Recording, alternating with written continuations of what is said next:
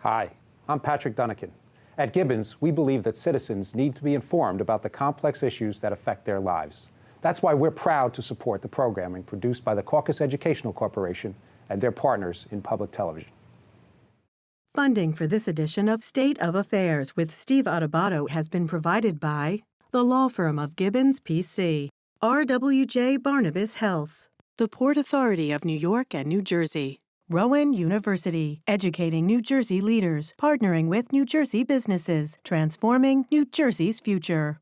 International Union of Operating Engineers, Local 825, NJM Insurance Group, and by Keystone Mountain Lakes Regional Council of Carpenters. Your future is in our building. Promotional support provided by Insider NJ and by ROI-NJ, informing and connecting businesses in New Jersey.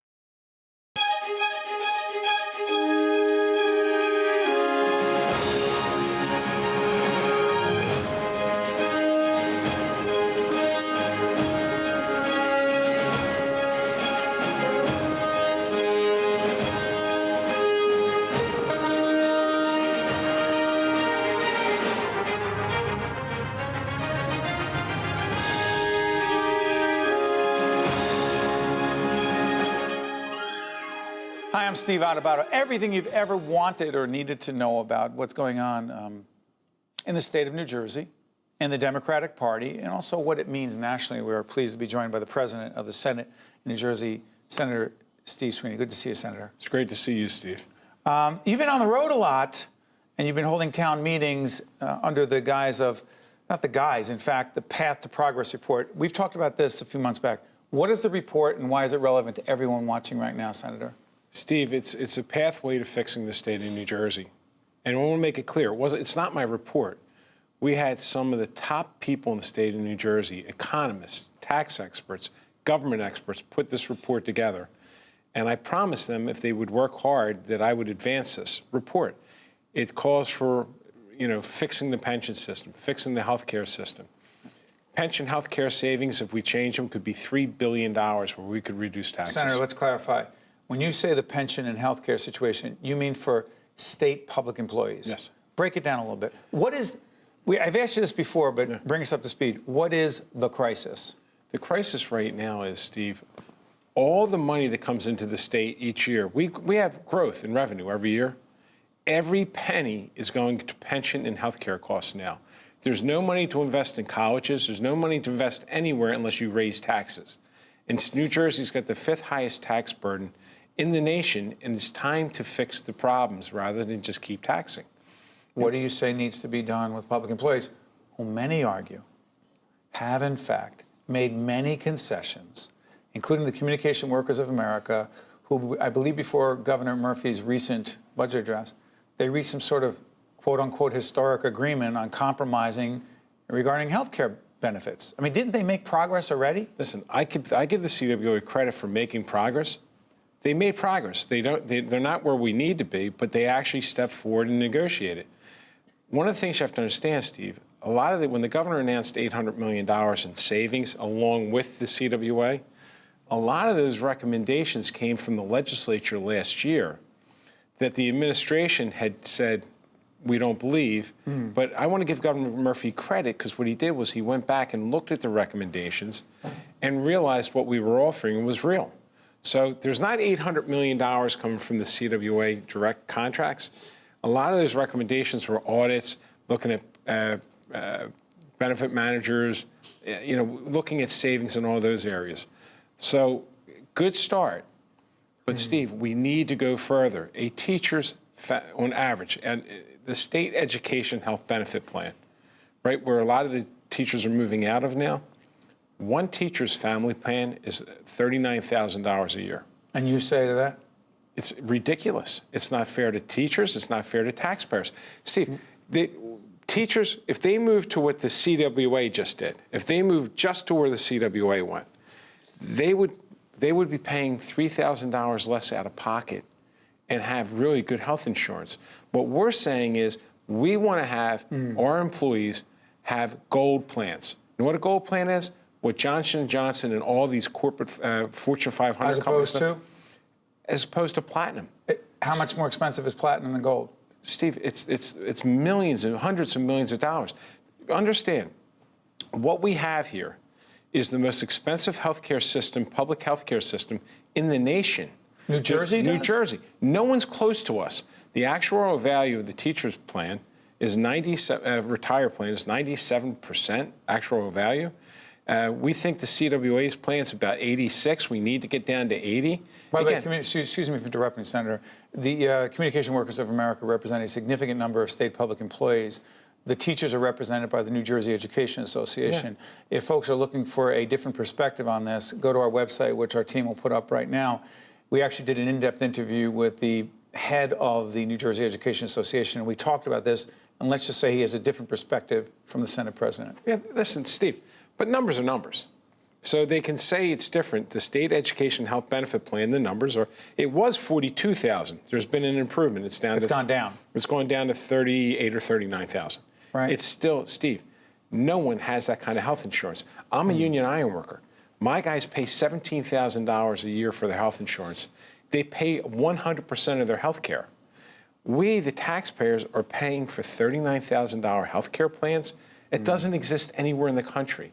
We, together, everyone together needs to fix this problem.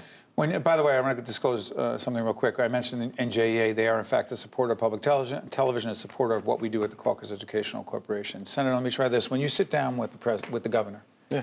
You haven't sat down with the president yet, have you? Not yet, thank God. Okay. We'll get to that in a minute. When you sit down with the governor and you talk about these specific policy areas in terms of cutting costs, health, pension, and real tax policy, he has a different view of taxing wealthier New Jerseyans than you do.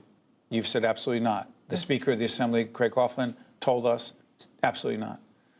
What is that conversation like? Other than being civil, which I know it is, what's the progress you're making? Well, Steve, we're in different places. People forget, last year, we taxed billion-dollar corporations. You know, our corporate business tax went up. When people say tax the rich, we actually taxed the people, the companies that benefited the greatest from the SALT program. You're talking about the Republican Trump federal tax changes in 17. Go ahead. Increases for New Jersey. So what happened is corporations, C corporations, went from 35% down to 21%. So we raised... And their tax rate. On their tax rate. So what we said is, you're the biggest benefactor of this tax cut for corporations. We're going to take some of that to help fund the government. So we did tax the wealthy. We taxed the richest corporations in the world. And you know something? The corporate business tax has far exceeded its projections. Now, in terms of revenue coming in? Revenue coming in. Now, where we have a problem? Income tax. It's not coming in where we need it. You mean the amount of... Okay, so devil's advocate. The governor is saying, let's increase the income tax, the state income tax, on wealthier New Jerseyans. He is one of them. Yeah. And you've said absolutely not. But isn't that going to bring in, quote, more revenue to the state if we do that? No, you're going to wind up bringing in less because people with that kind of income can leave. Steve, the biggest concern, look, I sponsored the millionaires tax 6 times, Then why did you stop? For one reason, the SALT, state and local tax. So when the president and the Republicans, sorry for interrupting, Senator, when the president and Republicans in Congress said, look, we are going to limit your ability to deduct your state and local taxes, your property taxes, your state taxes, to 10 grand. Yeah. What does that mean in a state like New Jersey? What it means is you can't write your income tax off anymore like we used to. You can't write off your property taxes. So you say you pay 30, 40 grand in property taxes, you write off 10 grand. That's not even your state taxes. That's what I'm saying. Steve, myself, I haven't done anything different this year than last year with my income. Last year I broke even between state and federal. This year I'm going to pay $10,000. I didn't do anything different. I didn't leave New Jersey. So you lost. You're one of the 400,000, the numbers are here. Help me on this, Jackie. 400,000 New Jerseyans who wound up on the short end in their taxes. I got to tell you, it's going to be a lot more middle-class people than you think once they start filing. I can't tell you how many people I've talked to that said where they've gotten money back, they are now paying.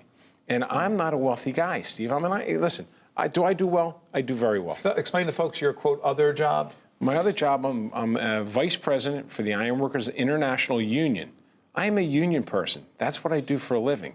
That's why I can't understand why we can't get together and fix this problem. There won't be money for raises. There's not money for anything right now because all the money is going into these two pots. What does the governor say when you say that to him? Well, listen, we just respectfully disagree in how he approaches it. He says, once we get to fully funding our pension payment, then he's going to go negotiate. Hold on. The governor is saying, and by the way, we will have the governor, just trying to work out the schedule.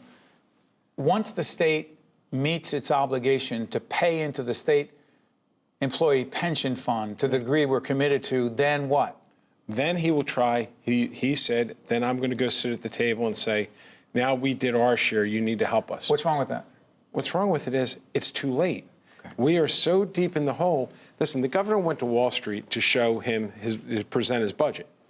And I had this conversation with the governor. I said, straight up, just two of you? It was 3 or 4 of us. And I said, Governor, I give you a lot of credit for doing it because that says a lot of his commitment to trying to improve the finances of the state. But I told him, I says, it doesn't matter who goes to Wall Street. If you don't address the pension issue, which is a $115 billion issue, you're never getting an upgrade. You're never getting a change. Well, guess what? He went to Wall Street. They said, you're doing better. But what about the pension problem? Steve, in Pennsylvania, they just changed their pension system to exactly what we're talking about. What you're talking about? Yeah. A progressive Democrat governor, a Republican legislature agreed to a hybrid pension system. What about the state employees? Listen. They agreed? They went along with it. Steve, I live in the Philadelphia media market. I'm looking for where the fight was. You know, we've been through this. You've covered this. Get a couple articles in newspapers out of Harrisburg. There was no war over it. Little or no blowback. Why not? Then what makes New Jersey so different? Because they you know what's frustrating? They think... You keep saying they. The public workforce thinks because we're all Democrats that it's okay. It's not. Listen, Pennsylvania, if you read the articles, one of the union leaders said, listen, we got a Republican legislature. If we get another Republican governor, we might have some really serious issues on our hands with the pension. So we cut the best deal we could and took this issue off the table to fix it. I got to ask you something. You said the thing about Democrats. So sometimes the public employee unions, and then they'll speak for themselves. We'll have the union representatives here. Sometimes because people are Democrats, they'll act a certain way. You are a certain kind of Democrat. The Governor Murphy's a certain kind of Democrat. Congressman Ocasio-Cortez is a certain kind of Democrat. We just actually had Congresswoman Mikey Sherrill on our sister program, Think Tank. She's a certain kind of Democrat. Are you really all in the same party for real? I know the whole Big Tent thing's going to happen. You can talk about that. But are you really all in the same philosophical party? Yeah, I think we are because there's a lot of things we do agree on. Look, with Governor Murphy, we fixed women's health care. You know, we did pay equity. We've done the minimum wage. As we speak, you have not been able to get marijuana legalized in the state. As we speak, but we are on the same page with that. So what I'm saying is, there's a lot of areas we're on the same page. I'm socially progressive, but I'm fiscally conservative, and I'm a Democrat. Can you be that in this party today? Well, you know something? The majority of the party. I just read an article where the difference is, the social media is driving a lot of things. But it's the minority of the Democrats that are on social media. The majority are not in investing their time there. The majority are people like myself that feel a certain way that, hey, listen, even progressive Democrats are taxpayers. Public employees are taxpayers. I had a teacher last night. I was in South Orange at Seton Hall. A teacher came up and says, you know, I'm going to have to leave the state because I can't afford my taxes. And he was talking about how much he's paying for health insurance now. I don't want teachers to leave the state. We don't want anyone to leave the state. Just so you know, 30% of our public employees leave New Jersey when they retire because it's too expensive. We lose all that revenue as well. Yes. This is Steve Adubato. We're talking to the president of the New Jersey State Senate, Steve Sweeney. More about fiscal policy, about the future of the Democratic Party, and also the Senate president very much wants to talk about the president, Donald Trump. We'll be right back after this. To see more State of Affairs with Steve Adubato programs, visit us online at stateofaffairsnj.org. If you would like to express an opinion, email us at info@caucusnj.org. Find us on Facebook at facebook.com/Steve Adubato, PhD. And And follow us on Twitter @Steve Adubato. This is Steve Adubato. We're talking to the president of the state Senate, Steve Sweeney, about every issue that you could possibly imagine that matters. Real quick, not medical marijuana. We're still dealing with that question as to more accessibility for those who need it. Legalizing marijuana in the state. As we do this program on the 17th of April, it'll air after. What do you say, Senator, the odds? 50-50. We're still trying to gather votes for it. You know, Steve, this is a vote where people are passionate, and you know, it's trying to convince more than twist, you know, arms, trying to convince people it's the right thing. Did you push hard? I pushed as hard as I could. You know, there's limits, and again, when this is a vote of conscience. You know, some votes are just voting for this or that. This is a vote of conscience. Someone says it's morally wrong. How hard are you going to push them? That's what I'm saying. It's hard to. More importantly, what you do is try to convince them why. Like when I went to Colorado, I saw what sold me on this was opioid abuse went down 29%. When they legalized marijuana? When they legalized marijuana. So for me, am I trading one drug for another? Yes, but guess what? People aren't overdosing on marijuana. So you're convinced it's a good thing? I think it is. I saw young underage drug use go down. You know, we've lost this war. People can buy marijuana whenever they want, wherever they want. And I remember 5-6 years ago, a mother in Camden buying some synthetic marijuana and cutting her 5-year-old child's head off and putting it in a freezer.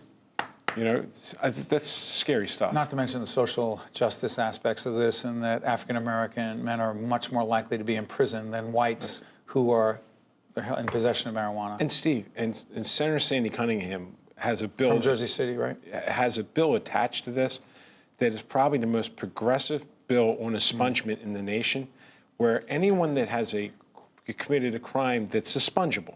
Right. We passed this bill. If you hadn't done anything in the last 5 years or going forward for 5 years, your record's expunged. Can we talk tax incentives? Yeah. A lot of moving parts, a lot of things are happening as we speak right now. You've been a big advocate of tax incentives. Yeah. I asked you during the break about the Amazon deal in New York. It's a different state, it's a different situation, but New York lost that deal. And Governor Cuomo and Mayor de Blasio were critical of those who in Congress and others, like Congresswoman Ocasio-Cortez, who said it wasn't a good deal. 25,000 jobs were involved.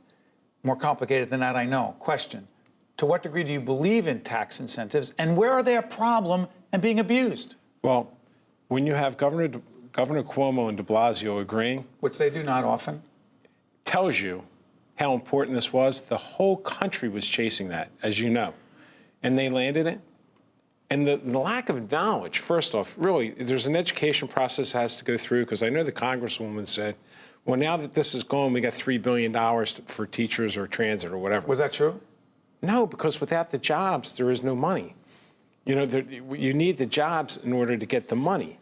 And if you look at Jersey City, if you look at Newark, if you look at Camden, you tell me tax incentives haven't changed the world in those cities. They're starting to change. But Senator, respectfully, sorry for interrupting. How far should the government be going to get a business? Listen, everyone talks about the marketplace, capitalism, let the free market decide, and then government gets involved and says, listen, we're going to give you a deal to come here because you otherwise wouldn't come here. Yeah. Doesn't that tip the scales? Steve, it's unfortunately what we deal with all around the country. How about this? Amazon, this is how much trouble New Jersey's in. We offered Amazon $7 billion. They went to New York for 1.5. We offered $7 billion. You know, and New Jersey did? In New Jersey, we wanted them in Newark. It would have been a game changer for Newark. It would have been the same labor pool. You know, this is the New York market. So the jobs, you know, people would have come here. They would have came here. And you think it would have been worth it, even with a company? I mean, Amazon delivers a lot of boxes to our houses. I know, my house. I know, and others. Do you think a company that rich needed those tax incentives? Listen, I didn't say they need them, but that's the way the world works. If you want to, you're saying what you seem to be saying is you were playing by the rules as they are. Yeah, and listen, a perfect example. Governor Murphy just went to California to promote the film tax credits, and you know something? And it's working. It is, and it's a good thing. So I don't like. Listen, I was a freeholder director in Gloucester County for 13 years. I can't tell you how many times businesses from Pennsylvania would come over and say, hey, we want to come over here. We put our team together, we put the best deal together, and they would go back to Pennsylvania, see who gave them the best deal. Got it. It's life. I say President Trump, you say. Oh, my God. By the way, this is Senate President Steve Sweeney. He's the one doing the talking right now. What do you mean, oh my God? Listen, I've never seen a country so divided and so full of hatred and so full of anger. He's unleashed. But you don't blame it on feelings. him. Yeah, I do blame it on him. Not alone. Well, no, listen, listen, this was always there. You know, this is always undercover a lot of places. You know, racism and hatred, it's We saw there. it when President Obama was president. Exactly. A lot of it. A lot of it. And you know something? But I guess he's brought it out from the darkness and said it's okay to be this way. What way? Describe what that is. Just over the top, insulting people, hurting people.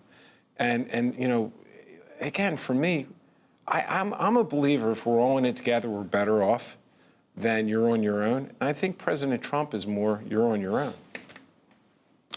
You know, two things. One, I'm curious about something. I want to ask you about 2020 in a second. Yeah. But you got into this. We've had this conversation many times. Explain to folks your personal reasons for being a public official. Well, I had a daughter born with Down syndrome, and Lauren, and she's the love of my life. And you know, and I love my son. I love both my kids. You know that. But she transformed me, Steve. She made me an advocate. She made me someone that believed that, you know, people with disabilities, there's great value on those people if given an opportunity. And everything I've done in politics is really driven to try to improve opportunities for people with disabilities to get jobs. And I tell people, and I thank you for asking, please look beyond the disability, because there's a person in there that can really be a productive citizen. My daughter, at 18, got a boyfriend. You know, I remember you told me about this. I'm still not happy about that. How old is she now? She's 26. At 21, she told me she could drink. I said, Lauren, O'Doul's is my favorite beer, but she works at a daycare center. Most importantly, she's living such a full, productive life, as full a life as she can. And what I urge people, any employers, that give them a chance, because you're going to hire a really good employee. She's doing well. She's doing a bit better than me. Still 2020. Yeah. Do you have a preference? Yeah, I'm supporting Cory Booker. He's a Jersey guy, and I think he's where we need to be in the middle. So stay on this. You have had a very, listen, we will date ourselves. Hope not too much. Yeah. You have had a very close relationship with former Vice President Joe Biden. Yeah. You've worked together, geographically close, okay. Philosophically as well. Yeah. If he jumps into this race, do you say to yourself, wait a minute, odds-on favorite right now, Cory Booker was where he is, I need to be with the Vice President? Listen, I love the Vice President. I think the world of him. We always thought of him as the third senator in New Jersey. You know that. He was always in New Jersey helping us with things. And if Cory hadn't jumped in the race, absolutely, would I be? Joe Biden hasn't yet. As we are speaking, As that's we're right. speaking, he hasn't yet. If he does, it's not going to change it. It can't. What do you mean it can't? I made my commitment, and I believe in Cory. But is it a question of who you think is going to beat Donald Trump? No. If Cory wasn't in the race, Okay. I would jump with Joe Biden tomorrow. What about people who talk about the only thing that should matter to Democrats is, quote, beating Donald Trump? I agree. And you believe that Senator Booker, former mayor of Newark, has the best chance of beating the president in 2020? Listen, I think he, Joe Biden, represent the part of the Democrat Party that I'm from, which is we're in the middle, which is where 80% of us are. And, you know, it's not, look, I'm pragmatic. You know, you don't always get everything you want in life. And what I see with the progressives is if you don't get everything the way they want it, they get angry and they primary and fight with you and everything else. Does that bother you? Well, it bothers me because, listen, they have a right to do that. Of course they do. absolutely That's what have a makes right this to- country great. But it doesn't make us stronger. Who's us? Is it the Democratic Party or the country? Listen, for me, it's the Democrat Party. Look, the Republicans have the Tea Party, and that doesn't make the Republicans. extremists? Yeah. So you have two extremes, and you get the 10%ers on both ends. 80% of us really are in the middle. And our country would be better served from the middle than from all the way on the left or all the way on the right. I think really, because you connect to more people, we need to pull people together, not divide. And right now, we're a divided country. Are we a divided state? No, not well, sometimes. You know that sometimes people look at South Jersey and think South Jersey doesn't belong in New Jersey, as you know. say? I say, I still live in New Jersey, and I'm proud to live in New Jersey. I love New Jersey. 30 seconds left. You've always been an optimistic guy. You're optimistic about the country? Well, I have to be. There's only one way to go, up. In spite of the political discourse and the presidency right now? Well, I would like to see them try to bring back some civility. Look, even when we disagree in New Jersey, we work together. You've been listening to the President of the State Senate, Steve Sweeney, and we thank you for joining us, Senator. Thanks, Steve. We wish you and your family, particularly Lauren, all the best. Thank you. I'm Steve Adubato. Catch you next time. State of Affairs with Steve Adubato is a production of the CAUCUS Educational Corporation, celebrating over 30 years of broadcast excellence. Funding has been provided by the law firm of Gibbons, P.C., RWJ Barnabas Health, the Port Authority of New York and New Jersey, Rowan University, International Union of Operating Engineers, Local 825, NJM Insurance Group, Keystone Mountain Lakes Regional Council of Carpenters, and by these public-spirited organizations, individuals, and associations committed to informing New Jersey citizens about the important issues facing the Garden State, and by Employers Association of New Jersey.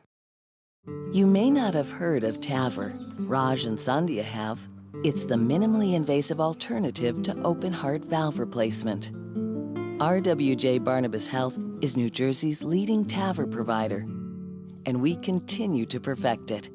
Patients are often back to their lives in just a few days.